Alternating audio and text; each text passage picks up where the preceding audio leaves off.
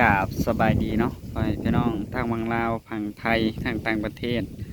เมื่อนี้กะมาผมมาพอกับน้องทงไปพี่น้องเมื่อนี้กะมาแถวดินแถวหน้าอันนี่แหละเนาะแถวเฮือนอันแม่จอยเนาะพี่น้องแม่เฒ่าแม่อันนั้นเนาะพี่น้องเนาะแม่จอยแต่น้องทงกันลงไปเอิ้นแม่เฒ่าระบาดนี่เสร็จ อ่ะตอนนี้ก็มาขุดกระปูพี่น้องเอ้ยเมื่อวานนี่ก็ทางนุทงกับบริซอยทั้งพ่อเฒ่าเนาะพอดีไปตัดพื้นแล้วก็ไปแก้พื้นจนค่ำพี่น้องเอ้ยก็เลยบริซอยทั้งพ่อเฒ่าเพิ่นเนาะพี่น้องเนาะก็ต้องขอโทษขออภัยเนาะพี่น้องโดยตอนนี้ก็พักเนาะทางน้องสาวเพิ่นก็เฮ็ดเวียกเมื่อยพี่น้องเอ้ยแบกไม้บักหนักๆเพราะเพิ่นบ่เคยเฮ็ดไม้จักเทื่อเนาะบ่เคยเฮ็ดฐานจักเทื่อก็เลยแบบเพิ่นก็เมื่อยๆในจักหน่อยเนาะก็พาเพิ่นพักมื้อนี้พาเพิ่นมาหาขุดกระปูพี่น้องเอ้ยหาขุดกระปูกินก่อนเนาะเพราะว่ามันก็บ่มีแนวกินแหละก็เลยพากันมาหาขุดกระปูตอนนี้ก็น้ำแห้งเบิดแล้วเนาะต่อ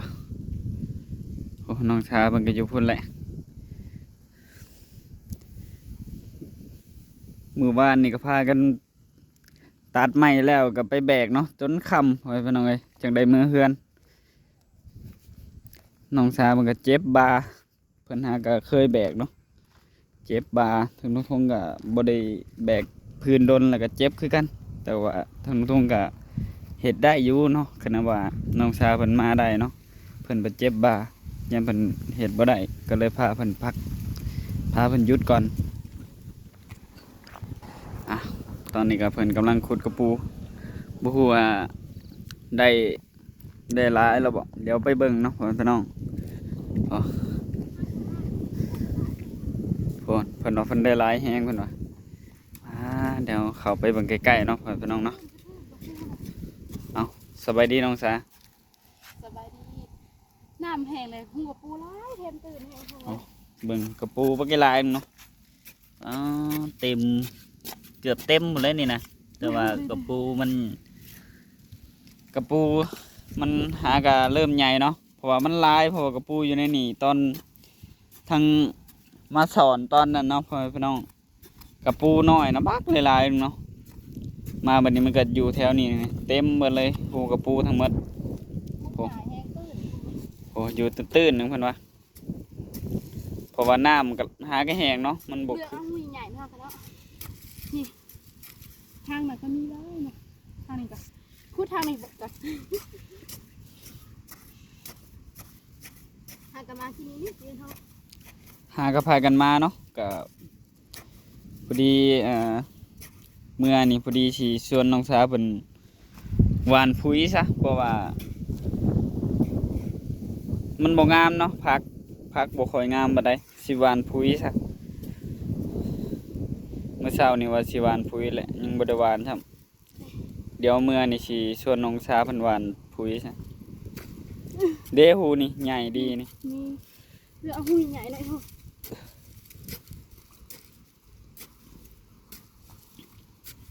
ขุดเมื่อแบ่งแม่เฒ่าน้ำเนาะ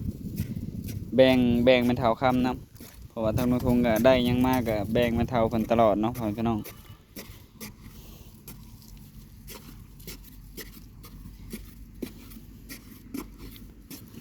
เมื่อวานนี่ผัดคาแบกพื้นเนาะบ่ได้ซอยบ่เฒ่าแต่ว่าเพิ่นเฮ็ดแล้วเบิดแล้วดอกเนาะเพื่อนน้องทง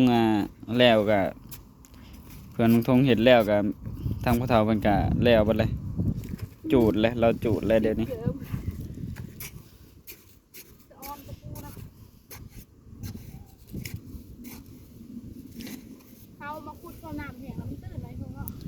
ถ้าตัดไม้แล้วนะมันก็ง่ายเนาะพี่น้องกองซื่อๆมันง่ายๆแต่ว่าตอนตัดมันก็ยากในจักหน่อยเนาะมีน้ำมีหยังเกาะมือเต็มไปเลยทางน้องทงกับน้องชา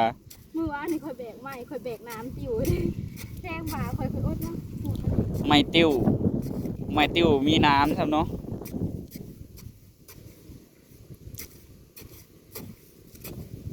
เอ เอาผ้าเราก็มันเป็นตุ่มเนาะมันมีตุ่มกับแบกมันก็เจ็บบ่าพ่อแม่พี่น้องเอ้ย แบกหลายเด้อเด้อ มือนะมันคำเลยทางทงก็เร่งเต็มที่เลย แบกเทอละ4-5 ลำเนาะกับน้องสา ถ่ายคลิปก็ถ่ายจนมันเป็นตอนตีเท่า ถ่ายคลิปก็เร่งเต็มที่ถ่ายคลิปก็จนบ่นั่นปานใดเพอบ่มีผู้จับคลิปให้แน่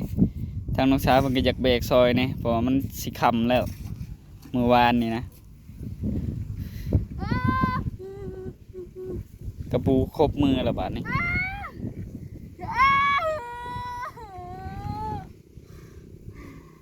มาเจ็บเอา ก็หักกามมันออกแล้วแม่เดี๋ยวแป๊บหนึงเนาะอ่ะหักกามกระปูเนาะ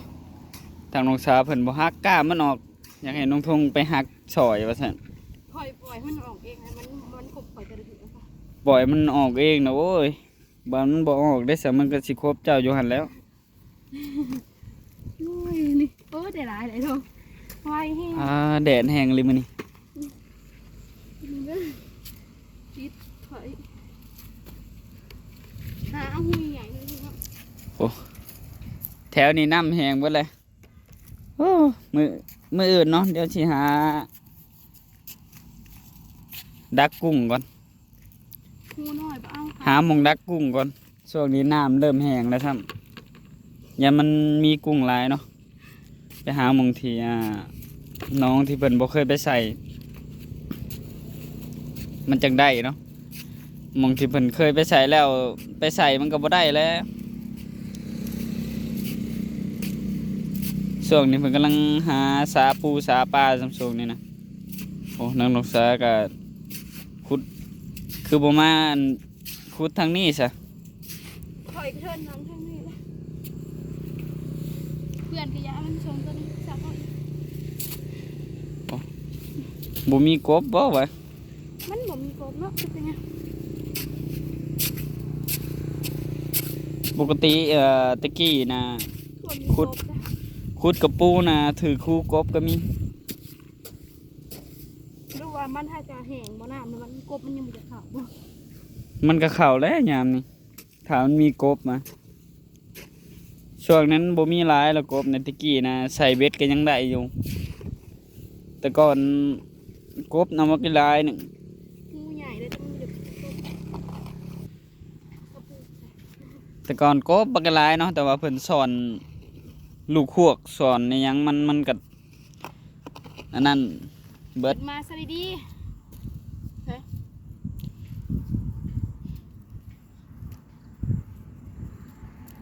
อยู่ ทั้งกบทั้งอึ่งเนาะตะกี้ว่าบ่แม่นของน้อยๆเดี๋ยวนี้แบบเพิ่นสอนเอาลูกมันเนาะสอนเอาลูกมันเมื่อมกเมื่อแกงอหยังกินแบบหลายคนเนาะทางลุงทงก็ไปสอนเคยสอนคือกันลูกหวดลูกกบนะหลายครูหลายคนเพิ่นมาสอนก็เบิดคือกัน พูดขางเดียวก็ได้แล้วพูดเมื่อไรหรอกเมื่อแบบจะกินหมดเลยพูดหนูก็ ม่วนวะแดดแห้งอะไรนี่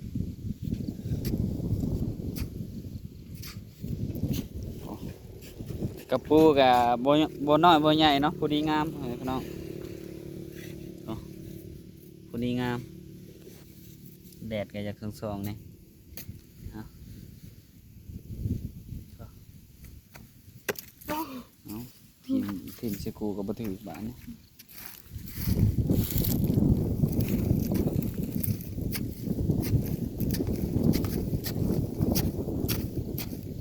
กระปูน่ะหลายอีหลีพ่อแม่พี่น้องเอ้ย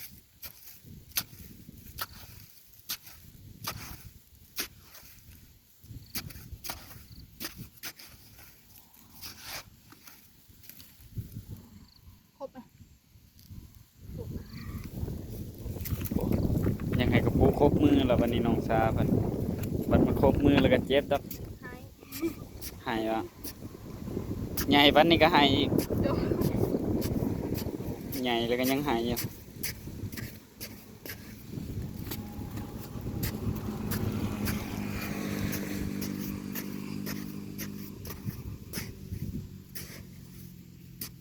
มือที่เฮามาขุดมือน่ะนะมันยังบ่อยากแล่นน้อยเท่าเนาะน้ำมันยังมีแล้วมันขุดยากเนาะ แม่น้ำมันยังอันนั้นอยู่ แต่มามื้อนี้พอขุดง่าย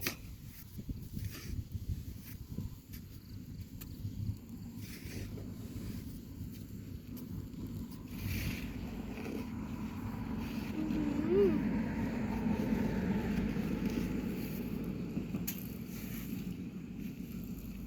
นี่เลยเถอะ มันก็โตตื่นโตเลิกนั่นแหละกระปูก็ได้ แต่ว่ามันดินอ่อนเนี่ยก็ขุดง่ายเนาะ ตายเถอะไอ้โถงูนี่ฮะเลือกเอาหูใหญ่ๆเนาะ แมนก็เลือกเอาหูใหญ่ๆเนี่ยแล้วก็เอาไว้ให้มันใหญ่เนี่ย ไอ้ทงเทิงเลยนะ ถึงไว้เนาะ ผัวกินกาแฟเบิ้งหาหูกันแน่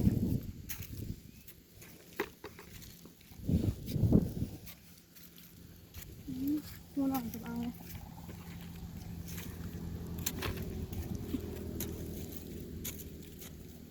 ใส่หูกับปูจะแปว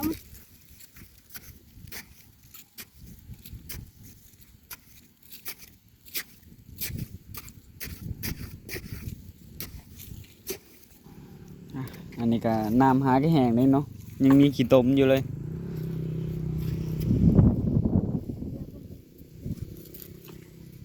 เอาโอ้น้องชายมันก็ไปเรื่อยๆลองมาหาขุดแถวเทิงพี่ดูมึงเถื่อมานกบเนาะไปเดี๋ยวหล่อขึ้นทางเทิงพี่เนาะใช่เลยทางน้องทงจิไปหาเบิ่งฮู้ก่อนให้น้องสาบนขุดอยู่แถวนั้นก่อน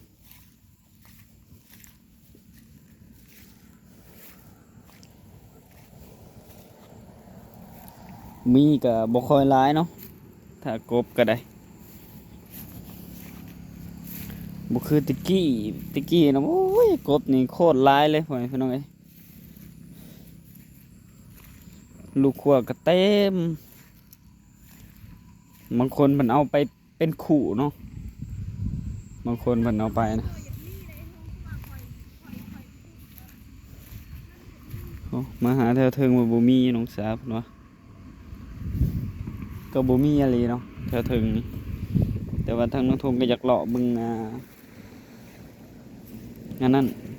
ปูกบเนาะแบบกระปูคุดเนี่ยแหละแต่ว่ากบเข้าไปอยู่แทนกระปูบ้าน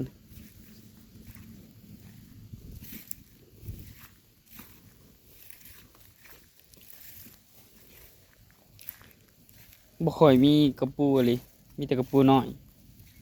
นี่ โอ้ขุดคะนาเพิ่นเด้อบัดนั้น ไปดิเอาปะเรียกเขา แต่ว่าคะนาเพิ่นก็เพิ่นบ่ค่อยอันนั้นแล้วเพิ่นบ่ได้เฮ็ดนาใส่แล้วหมองนี้นะ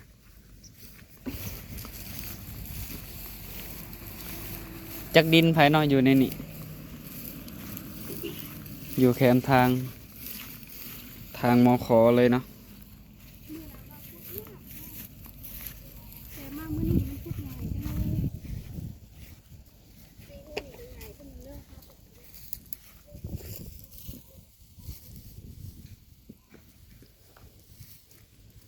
เบิ่ง โอ้ เขา ไปหลอกคือแถวเทิงเบิ่งแถวทางนั้นเนาะมื้อเทื่อมีกบเด้กบมันมักอยู่แถวอั่นแจ้ป่าเนาะมันน่าจะเข้าฮูแถวแจ้ป่าก็อาจจะเป็นได้เนาะถ้าว่าเป็นฮูกบเนี่ยมันอยากเกี้ยงๆเนาะอ่ะเดี๋ยวไปหาหลอกมันก่อนอ่ะโอเคเนาะตอนนี้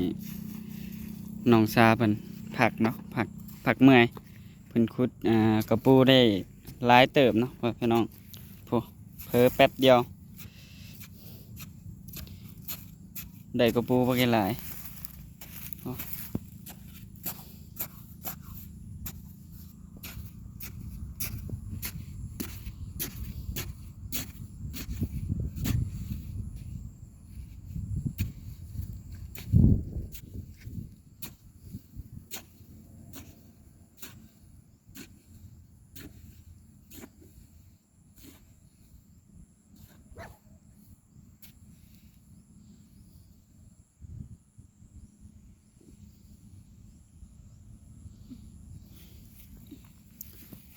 ตอนนี้ก็เริ่ม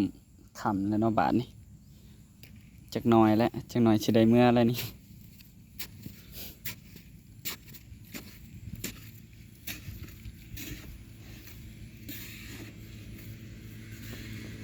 โอ้โอ้ไล่แล้วแม่บัดนี้ดีดีดีพี่ดีดีนี่ได้เขียดหน่อยตัวหนึ่งปลาไว้ให้กระปูกัดบาดนี่กระปูกี่หลายเนาะบริหักกล้ามอีกต่างหาก งูเขียดเนี่ยมันเป็นเมนูกระปู บอกเด้หูนี่เด้ลองมันดู ช่วงนี้ก็มันบกเขากระปูด้วยซ้ำมันทากระหน่ำบกมันไม่ได้ค่ะ กบบ่เข้าหูกระปูงามเลยนะเดี๋ยวอันนั้นดินแห้งไปจักหน่อยเนาะมันน่าจะเข้าปกติแล้วมันถ้าว่ามีกบมีหยังหลายมันก็ต้องมีโตเข้าแหล้วจักโต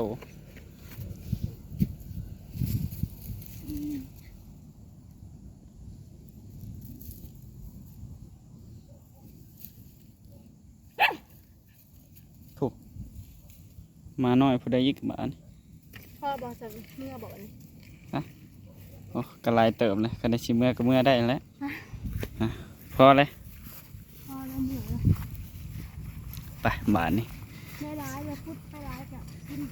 เสียดายพากันเมื่อแล้วเนาะบาทนี่เพราะว่ามันหลายแห้งเลย คิดไปล่างไม่นอนกัน เดี๋ยวให้แม่ซีเบิ่งดูโอ้โอ้ลายเลยเนาะโอ้มีแต่กระปูนาทั้งนั้นนะนี่ ก็ล่างมีน้องมีเขาเนาะ โอ้น้องสาวเพิ่นสิเอาไปล้างบาทนี่ขี้ต้มติดเนาะมันน้ำหาแค่แห้งอันนี้ก็ได้สิพากันเมื่อเฮือนอะไรมื้อนี้เพราะว่าบ่ได้กองพื้นมื้อนี้เนาะพากันพักผ่อนพี่น้องไงน้องสาวเพิ่นนั้นแบกไม้มือเดียวเพิ่นเจ็บบ่า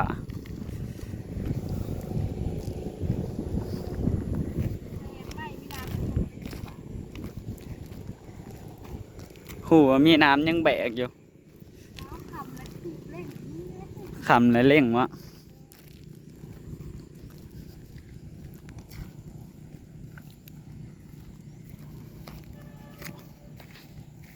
ยังเหลือแต่น้องนี่เนาะบาทนี่น้ำบ่แห้ง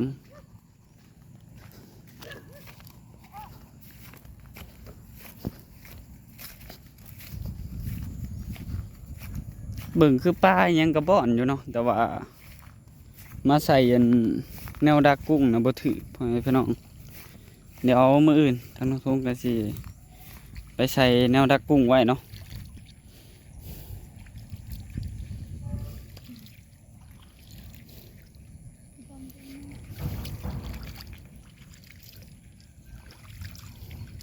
ถ้าน้องสาวสีคุดเอาจะเต็มผูกเลยแหลกๆมาแหลกเลยพอจะเห็นไม่ร้ายแหละเมื่อไหร่จะมาคุดไม้หน่อยเท่า แมน อ๋อทุ่งหมาแห้งก่อนที่กระต่ายนี่เอซี่นี่เห็นบ่อยโถวิธีล้างกะทำมาสายยันกบมือปั่นน้ำปั่นโยโถสิ อย่าลินปะบาทนี่สิได้เมื่อแล้วเนาะพี่น้องตอนนี้น้องช้าเพิ่นได้ร้ายแล้วคือบ่เอามือหุกออกดีๆนะ อ้าวมัน อย่ามาครบอีก จากกะเอานี่หุกออกก็ได้จะกินคันเท้าล่างไม่ได้หน้าแล้วมันก็สะอาดไป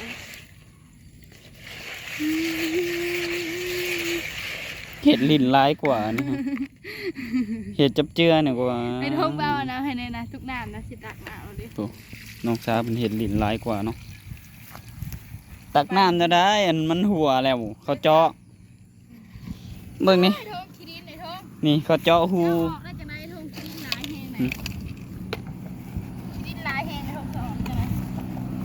พอแล้วจังอันนั้นเดนี่ ขี้ดิน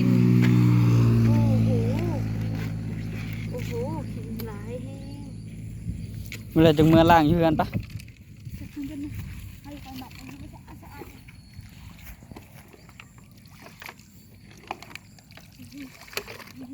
ด แห้งตักขี้ดินใส่พ่อมันนะ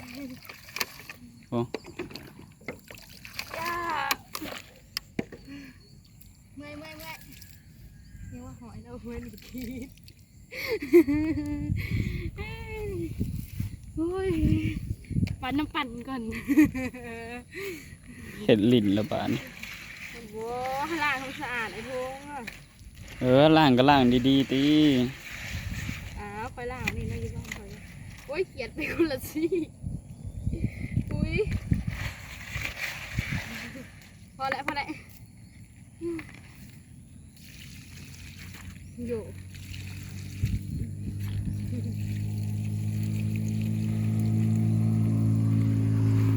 โอ้ยนี่มาเบิ่งเลยทบผ้าขี้ดินนี่เนาะเชิญนั่งไปนั่ง